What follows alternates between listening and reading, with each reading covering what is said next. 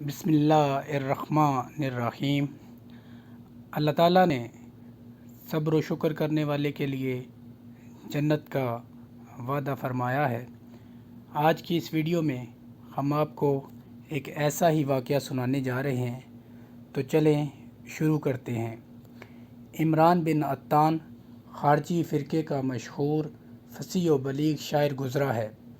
اس کی ذہانت کے بہت واقعات مشہور ہیں۔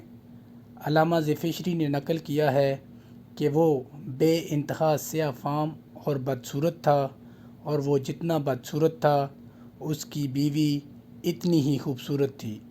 ایک دن وہ بہت دیر تک اس کے چہرے کو دیکھتی رہی اور پھر اچانک اس نے کہا الحمدللہ۔ عمران نے پوچھا کیا بات ہے، تم نے کس بات پر الحمدللہ کہا ہے؟